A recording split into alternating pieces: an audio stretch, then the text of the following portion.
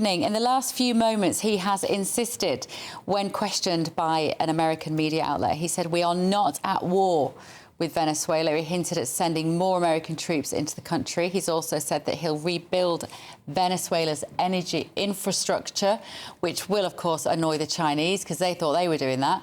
And he reckons that's going to take about 18 months. Let's get the take of former senior advisor to Donald Trump, the mighty Jason Miller, joins me now. Good evening, Jason. So pleased to see you. Happy New Year as well, by the way. First time we've seen you on Late Show Live in 2026. First night back for us. Jason, let me start with this Greenland issue, because that is all over the front pages of the papers here in the UK that have just landed. Is President Trump going to invade Greenland?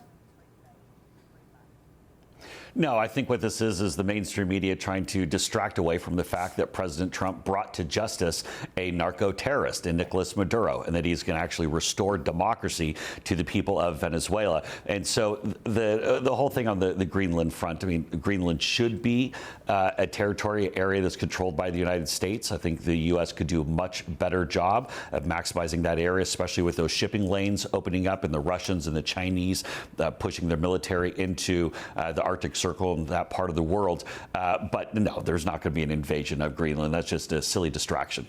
So Katie Miller, wife of Stephen Miller, no relation to you, Jason Miller, just to be clear. Was she right to post that tweet? Was it just having a bit of fun and it's been taken and blown out of all proportion?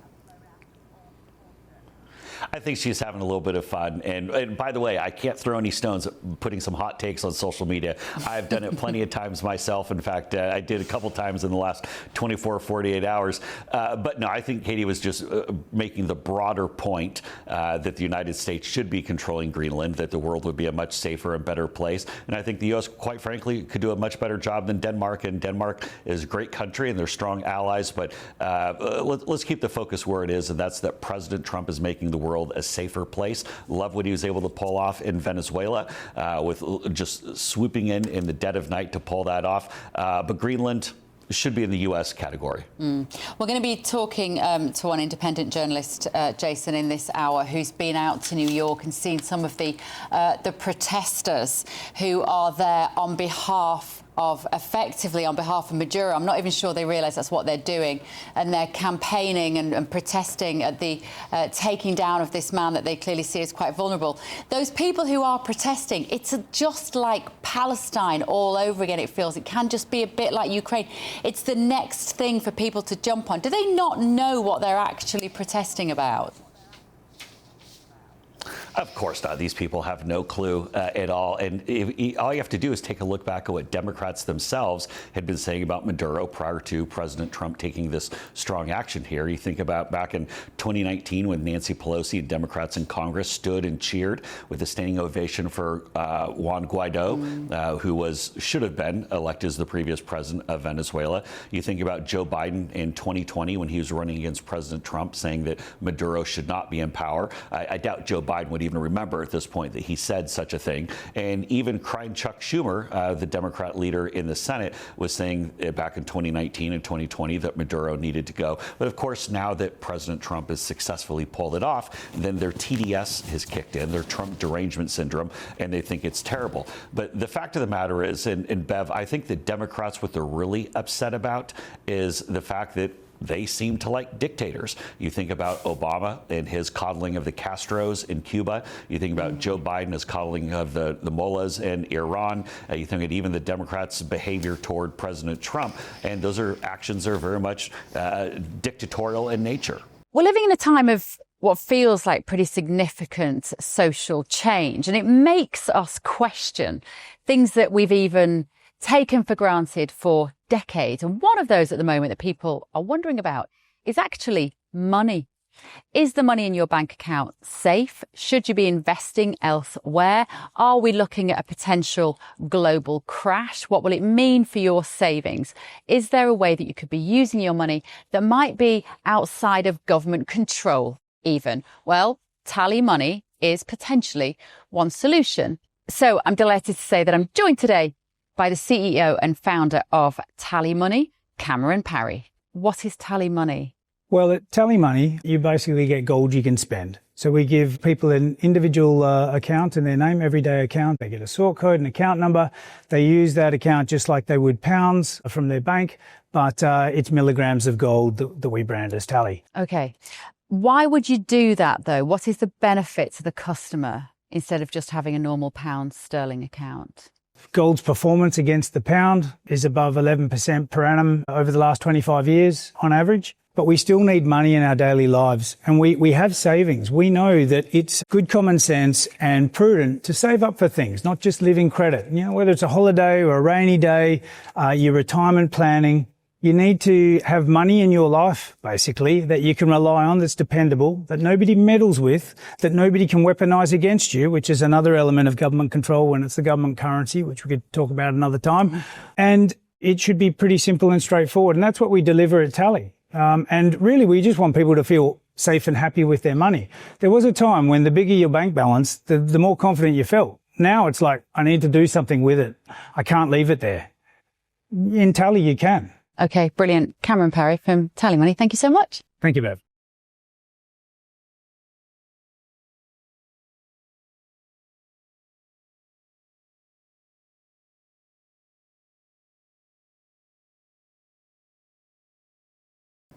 It's quite obvious, Jason, and everybody that I've spoken to tonight and all of the commentators can concede that although the war on drugs is a nice to have, let's say, perhaps, on this project, the bigger picture is about hitting China where it hurts. It's about affecting Beijing's access to very cheap oil and similarly, to some extent, Russia.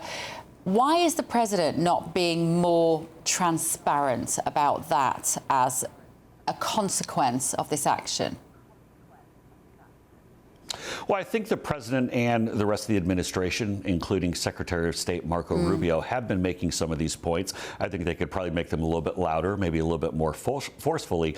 And Secretary Rubio made this very important point on one of the Sunday shows in the United States yesterday. Keep in mind, not only is Maduro, who, by the way, has been arrested for conspiracy to produce and distribute narcotics into the United States, specifically to try to undermine our system of government, to undermine our society.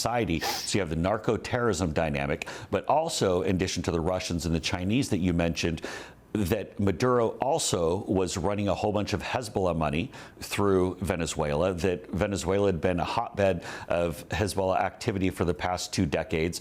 And so there was a lot of terrorism that was going on in our own backyard here in the Western Hemisphere that President Trump had to take action on. Keep in mind, when President Trump ran and won in 2024, a big part of his message was the fact that he would keep Americans safe. And so as we talk about whether it be the Chinese, the Russians, and yes, Hezbollah and the terrorists, President Trump had to take action against those bad actors. Well, I was talking to Patrick Christys just before the show came on air, Jason, when he was on just before me, and he spotted that when somebody said to the president about the moment that Maduro was seized and what he was actually doing, that Marco Rubio sort of stifled a bit of a smile in the background, as though he might have known that maybe Maduro was in some sort of compromising position. Can you shed any light on that for us, Jason, as a man in the know? I don't have any insight on that one, but I will say that Secretary Rubio has long been a defender of freedom and wanted to make sure that we keep the Western Hemisphere cleaned up. And so I think this was a long time coming for Secretary Rubio, and he's very glad to get the result. But I think it's also worth noting again just how flawless that operation went on Friday evening. The fact that they were able to get in there, they were able to get Maduro. And I think it's also pretty clear when you look at the pictures and see CIA Director John Ratcliffe sitting next to President Trump. I have a sneaky suspicion that a lot of folks on the inside in Venezuela left the door open and pointed exactly to where you could find Maduro, because that was just so smooth and so well done. So hats off to the U.S. military and intelligence community for being able to pull that off. Do you think there was a deal done with Maduro, and that perhaps that might be shown in any sort of sentence he might get? Well, not at all. I think Maduro very much was fighting this, and I think he very much does not want to be in prison, being held in New York right now, being ready to spend the rest of his life behind bars. No, Maduro very much thought that he was above the law. You remember he said defiantly to President Trump, "Come and get me." Well, guess what? President Trump went and got him. And when you're a narco-terrorist and you're operating in those circles and you're running money for Hezbollah and other terrorist organizations, then you know at that point what you're doing. This is not something that he accidentally fell into. And so Nicolas Maduro is a bad guy. He's going to stand trial. And here's an important point, Bev. A lot of people are wondering, why is this being tried in New York? And the reason being is that's where the conspiracy case has already gotten started. This has not gotten enough attention, but there have already been 2 people also charged in this conspiracy racket that pled guilty. They saw the facts against him. They cut deals. And so Maduro's stepping into a case that's already had 2 people admit that they were guilty as part of his scheme. So I think Maduro's in real trouble. So just to be specific, Jason, on the things that he's accused of doing, isn't it things like giving out fake passports to drug dealers, allowing diplomatic immunity effectively to drug pushers, drug lords who were selling these drugs and making crossing borders with them? What other kind of specific issues do you know that is he accused of being involved in? Well, the 2 main issues, really, as I saw from the summary, and I admittedly did not have a chance to read through the entire indictment, but when you talk about the conspiracy dynamic, there was the conspiracy both to produce and push into the United States these narcotics, but then there's also the specific effort that there was trying to undermine, Maduro was trying to undermine the U.S. government and U.S. society by pushing in this criminality. There was also Maduro's efforts to acquire and to own machine guns and pushing those into the United States as well. And so those are the most serious counts. But here's what we're going to find as we go into this trial is you have to think that there's so much illegality and criminality going on with Maduro, with all of these different, whether it be criminals or terrorists that he was coddling or helping to run money for. I'm sure that we'll find out Maduro's own personal finances and what exactly he and his wife had been putting aside for themselves, if you catch my drift. So yeah. I think we're just at this scratching the surface of what we're going to find out what Maduro was up to and what else he was condoning as his time as dictator of Venezuela. OK, Jason, thank you so much. Jason Miller there, former advisor to Donald Trump. I will see you in D.C. Next week.